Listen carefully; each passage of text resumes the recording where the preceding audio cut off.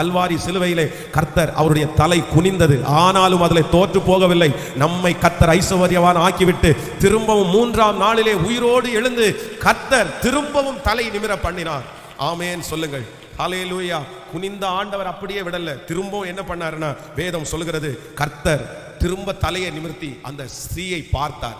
ஏன் அவளை பார்த்தார்னா, இனி உன் தலையை யாரும், அவ்வளவுதான், இனி உன் தலை குனிய யாரும் உன்னை பேச மாட்டாங்க. ஆமென் சொல்லுங்கள். அந்த சம்பவம் எனக்கு ரொம்ப ஆச்சரியமா இருந்துச்சு. பாருங்களேன், ஒரு சகோதரி தலை குனிஞ்சிருக்காங்க, எல்லாரும் தலை நிமிர்ந்திருக்காங்க. அப்போ ஆண்டவருடைய எழுதிட்டே சொல்றாரு, உங்களில் எவன் பாவம் இல்லாதவனும். உடனே அவளை யாரெல்லாம் தலை குனிய வச்சாங்களோ இப்ப எல்லாரும் என்ன பண்றாங்கன்னா தலை குனிஞ்சிட்டாங்க, எல்லாரும் தலை குனிஞ்சிட்டாங்க. ஆனா ஆண்டவர் நிமிர்ந்து இப்ப பார்க்கும்போது அந்த சகோதரி அப்படியே நிக்கிறாங்க, அவ நிமிர்ந்து பார்க்கிறா. அப்பதான் ஆண்டவர் சொல்றாரு, இனி நீ போ, இனி பாவம் செய்யாதே, உன்னை நான் ஆக்கினிக்குள்ளாக தீர்ப்பது இல்லை அப்படின்னா இனி நீ தலை குனிய மாட்டேன்னு கர்த்தர் அவளுக்கு ஒரு பெரிய ஹோப்பை கர்த்தர் கொடுத்தார். இந்த ஜெபத்தில் இருக்கிற நிறைய பேருக்கு கர்த்தர் கொடுக்கிறார்.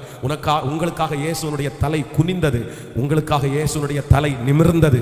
நான் நம்புகிறேன் கர்த்தர் உங்களுக்காக தலையை நிமிர பண்ணினது காரணம், இனி நீங்கள் குனிய போவது இல்லை. நிமிர்ந்த தலையை இனி கர்த்தர் குனிய விட மாட்டார். ஒருவேளை நீங்கள் நினைக்கலாம், பாஸ்டர் நான் மறுபடியும் தலை குனிந்து விடுவேனோ, இன்றைக்கு தான் கொஞ்சம் நான் தலையை எடுத்திருக்கிறேன், அப்படியே நிமிர்ந்து நான் நடக்கிறேன், ஆனால் எனக்கு பயமா இருக்குது, இவங்க எல்லாரும் சேர்ந்து என்னை தலைகுனிய பண்ணுவார்களோ, நான் ஜெயிக்க மாட்டேனோ, 1000 எண்ணம் உங்களுக்குள்ள ஓடினாலும் என் மீட்பர் இனி ஒரு விசை உன் தலையை, ஹல்லேலூயா, கர்த்தர் குனிய விட மாட்டார்.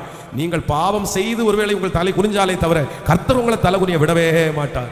விசுவாசிக்கிறவர்கள் கரங்களை உயர்த்தி, அப்பா எங்களை தலை குனிய விடமாட்டீர், ஆமென், எங்களை நிமிர்ந்து நடக்க பண்ணுவீர் சொல்லுங்க. அப்பா எங்களை நிமிர்ந்து நடக்க பண்ணுவீர். அப்படியே ஜெபிங்க பார்க்கலாம். இந்த வாக்குத்தத்தத்தை கர்த்தர் என் மனசுல கொடுத்துட்டே இருக்கிறார். ஹல்லேலூயா. நம்முடைய திருச்சபை மக்களுக்கு நடக்க போகிறது. இந்த சத்தத்தை தூர இடங்களிலே கேட்கிற என்னுடைய சொந்தங்கள், நண்பர்களுக்கு, குடும்பத்திற்கு இந்த வார்த்தை அப்படியே நடக்க போகிறது. ஹல்லேலூயா.